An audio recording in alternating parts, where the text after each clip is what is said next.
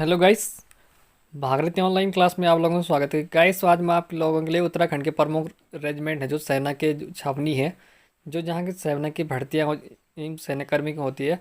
उसके बाद एक कुमाऊं रेजिमेंट गढ़वाल रेजिमेंट की स्थापना कब हुई थी और कहाँ हुई थी। उसके बाद है उत्तराखंड में नदियों का संगम, कौन सी नदी का संगम किस स्थान पे होता है। उसके बाद है उत्तराखंड के प्रमुख जो सैन्यकर्मी हैं उनकी पूरी जानकारियाँ हैं, जो उनकी कौन सी छावनियाँ, कौन सा सैनिक कौन से बटालियन में था। उसके बाद वो प्रमुख सैन्य छावनी, उनके स्थान और वर्ष, कब से कब तक रहे थे। गैस ये भारतीय ऑनलाइन क्लास में आप लोगों का स्वागत है। इसके बाद जो आप जो चैनल में पहली बार आए चैनल को सब्सक्राइब करें और लाइक करें और शेयर करें। अगर आपको चैनल पसंद आए तो अपने दोस्तों में शेयर करना ना भूलें। चलो गाइस, इसके बाद हम क्लास प्रारंभ करते हैं। क्लास है कुमाऊं रेजिमेंट की स्थापना। कुमाऊं जो रेजिमेंट है आपकी, ये कुमाऊं रेजिमेंट की स्थापना 1788 में हुई थी। इसी जो कुमाऊं रेजिमेंट की स्थापना 1788 में हुई थी, इसकी इसकी जो स्थापना होती जो है हैदराबाद में, कुमाऊं रेजिमेंट की स्थापना हैदराबाद में होती है। और इसके बाद जो कुमाऊं रेजिमेंट का नाम 27 अक्टूबर 1945 को कुमाऊं रेजिमेंट का नाम दिया जाता है। कुमाऊं जो रेजिमेंट है उसका नाम 27 अक्टूबर 1945 को कुमाऊं रेजिमेंट का नाम दिया जाता है। और जो मई 1948 में इसका जो मुख्यालय है, जो कुमाऊं रेजिमेंट का मुख्यालय ये है, जो इसी आगरा से स्थानांतरित रानीखेत इसका स्थानांतरण कर दिया जाता। कुमाऊं रेजिमेंट का जो स्थान था आगरा, इसके बाद इसे स्थानांतरण रानीखेत अल्मोड़ा में कर दिया जाता, स्थानांतरण कर दिया जाता इसका, कुमाऊं रेजिमेंट का। इसके बाद जो कुमाऊं रेजिमेंट जो मराठा युद्ध हुआ था, जो कुमाऊं रेजिमेंट में ये युद्ध होता है, ये 1803 में होता है। कुमाऊं रेजिमेंट का ये जो मराठों के साथ युद्ध होता है, ये 1803 में होता है। इसके बाद जो पिंडी युद्ध है, ये 1817 में होता है। उसके बाद जो भीलों के विरुद्ध युद्ध होता है, ये 1841 में युद्ध होता है। उसके बाद युद्ध होता है अरब युद्ध होता है, जो 1853 में होता है, जो रोहिला युद्ध के नाम से जाना जाता है। उसके बाद युद्ध होता है 1854 में होता है, तथा भारत का ये पहला युद्ध होता है 1854। उसके बाद स्वतंत्रता संग्राम, जो झांसी की रानी है, ये 1857 में अपना युद्ध, इन्होंने युद्ध लड़ा था। इत्यादि युद्धों में जो महत्वपूर्ण भूमिका निभाई थी इन्होंने।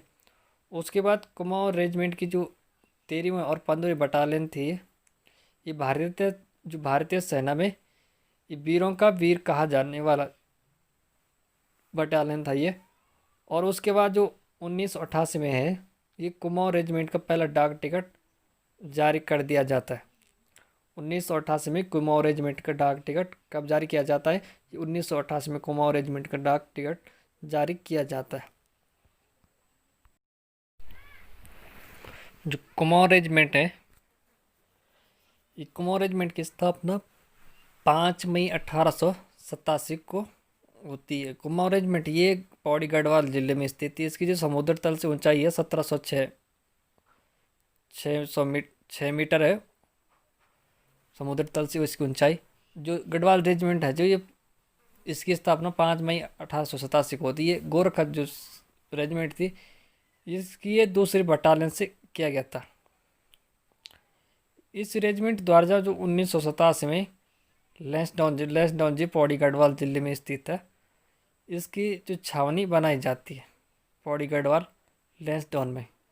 और जो इसकी समुद्र तल से ऊंचाई है 1706 मीटर है। समुद्र तल से ऊंचाई लैंसडाउन की, जो लैंसडाउन छावनी, ये अंग्रेजों ने पर्वतों से काट कर इस छावनी की बनाई थी। लैंसडाउन छावनी की जो पौड़ी गढ़वाल है, ये अंग्रेजों ने जब राज था यहाँ पे, ये उन्होंने पर्वतों से काट कर ये छावनी बनाई गई थी, लैंसडाउन छावनी जो पौड़ी गढ़वाल में।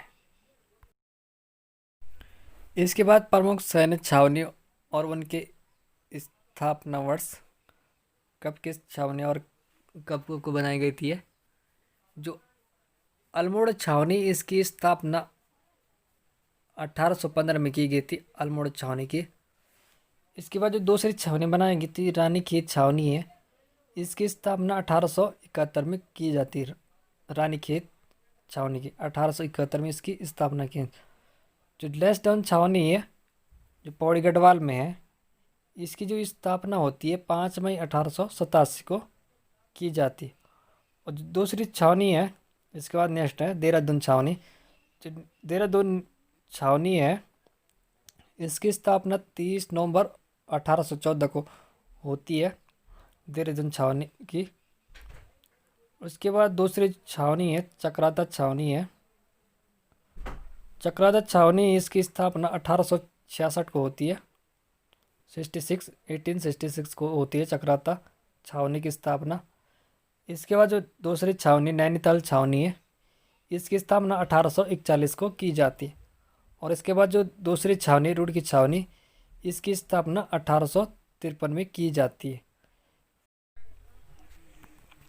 इसके बाद आता है उत्तराखंड के जो प्रमुख सैन्यकर्मी हैं, इनके बारे में कुछ जानकारी है। जो माधव सिंह भंडारी है, जो माधव सिंह भंडारी ये गढ़वाल राजा जो थे महीपति शाह थे ये इनके सेनापति थे माधव सिंह भंडारी। इन्हीं गर्व भंजे के नाम से भी जाना जाता है। कहा जाता है माधव सिंह भंडारी किसके सेनापति थे? ये महीपति शाह के सैनिक थे और इन्हें दूसरा नाम दिया गया था जो गर्व भंजा के नाम से इन्हें जाना जाता। इसके बाद जो दूसरे सैनिक वीर चंद्र सिंह गढ़वाली का जन्म होता है, जो ये 24 दिसंबर 1891 को होता है। वीर चंद्र सिंह गढ़वाली का जन्म ये जो पौड़ी गढ़वाल के मासो गांव से थी, ये गढ़वाल राइफल से थे। और 23 अप्रैल 1930 को ये घटित पेशेवर कांड के नायक वीर चंद्र सिंह गढ़वाली नायक भी गढ़वाली रही थी ये।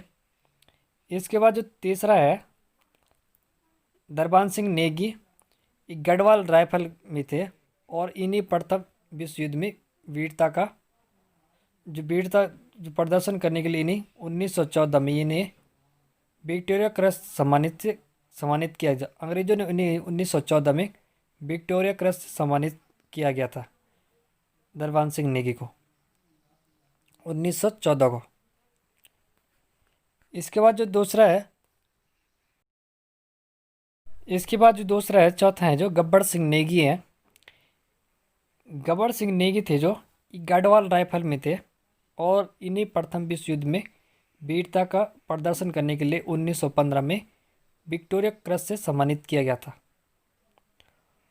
उसके बाद जो 5वें नंबर के आते मेजर सोमनाथ शर्मा हैं। जो मेजर सोमनाथ शर्मा थे ये कुमाऊं रेजिमेंट में थे और इन्हें 1947 में मरणोपरांत परमवीर चक्र से सम्मानित किया जाता। मेजर सोमनाथ शर्मा को कुमाऊं रेजिमेंट से 1947 में मरणोपरांत परमवीर चक्र से सम्मानित किया जाता है। इसके बाद जो छठे हैं जो मेजर शैतान सिंह थे, ये ने 1962 में भारत और चीन का युद्ध हो रहा था, तो इन्हें वीरता का प्रदर्शन करने के कारण भारत सरकार द्वारा इन्हें मरणोपरांत परमवीर चक्र से सम्मानित किया गया था। फ्रांस बनता जो मेजर शैतान सिंह थे, इन्हें 1962 में भारत चीन युद्ध के दौरान प्रदर्शन करने के कारण इन्हें कौन सा परमवीर चक्र से सम्मानित किया गया था? जो मेजर शैतान सिंह थे, इन्हें 1962 में भारत चीन युद्ध के दौरान प्रदर्शन करने के कारण इन्हें मरणोपरांत परमवीर चक्र से सम्मानित किया गया था मेजर शैतान सिंह को 1962 में, और इन्हें मरणोपरांत परमवीर चक्र से सम्मानित किया गया था। इसके बाद जो नदियां हैं इनका जो संगम कहाँ पे होते हैं, जो अलकनंदा और विष्णुगंगा जो है ये चमोली जिले में ही अलकनंदा और विष्णुगंगा का जो संगम होता है ये विष्णुप्रयाग में होता है इनका। और दूसरी है अलकनंदा और नंदाकिनी। अलकनंदा और नंदाकिनी का जो संगम होता है ये नंदप्रयाग में होता है। जो नंदप्रयाग है आपका ये चमोली जिले में स्थित है। इसके बाद जो दूसरी है नदी है अलकनंदा और पिंडरी। जो अलकनंदा और पिंडरी का संगम होता है ये कर्णप्रयाग में होता है, जो कर्णप्रयाग के आपको चमोली में है। इसके बाद दूसरी गंगा है अलकनंदा और मंदाकिनी। अलकनंदा और मंदाकिनी संगम कहाँ होता है? ये रुद्र गंगा में होता है, जो अलकनंदा और मंदाकिनी का संगम होता है। इसके बाद जो दूसरी है जो अलकनंदा और भागीरथी इसका जो संगम होता है ये देवप्रयाग में होता है, जो टेरी गढ़वाल में है। अलकनंदा और भागीरथी इसका संगम देवप्रयाग जो टेरी गढ़वाल में है। इसके बाद जो नदी है भागीरथी और भिलंगना नदी का जो संगम होता है ये गणेश गणेश प्रयाग में होता है। भागीरथी और भिलंगना नदी का संगम कहाँ होता है? भागीरथी और भिलंगना नदी का संगम होता है जो गणेश प्रयाग में होता है, जो टेरी गढ़वाल में स्थित है।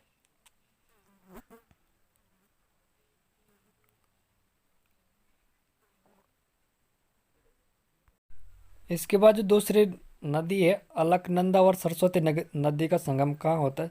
जो अलकनंदा और सरस्वती नदी है इसका जो संगम होता है ये केशव प्रयाग में होता है, जो केशव प्रयाग वहाँ का चमोली में है आपका।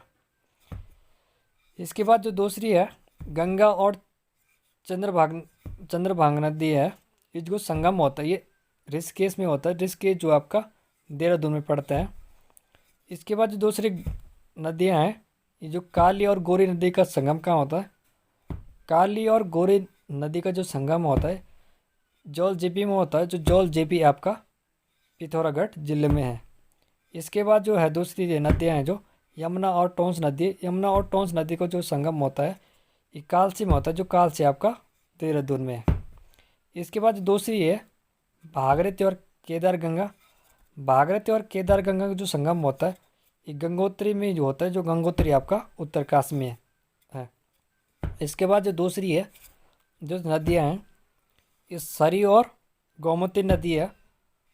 सरी और जो गोमती नदी का संगम होता है ये बागेश्वर जिले में होता है। सरी और गोमती नदी का जो संगम होता है ये सरी और गोमती नदी का संगम होता है बागेश्वर जिले में। इसके बाद जो नदियों के किनारे बसे शहर है जैसे हरिद्वार है, हरिद्वार आपका गंगा नदी के किनारे बसा हुआ है। और इसके बाद जो श्रीनगर है, श्रीनगर आपका पौड़ी गढ़वाल में है, ये अलकनंदा के किनारे बसा हुआ शहर है। इसके बाद जो केदारनाथ है, केदारनाथ जो रुद्रप्रयाग में ये मंदाकिनी नदी के किनारे बसा हुआ है। जो कौसनी है, कौसानी है ये बागेश्वर में है, बागेश्वर जिले में, ये भी कोसी नदी के किनारे बसा हुआ है। और जो गोपेश्वर है, गोपेश्वर आपका भी चमोली में है, ये आपके अलकनंदा के किनारे बसा हुआ शहर है। इसके बाद जोशीमठ ये भी आपका चमोली में है, ये भी अलकनंदा नदी के किनारे बसा हुआ शहर है।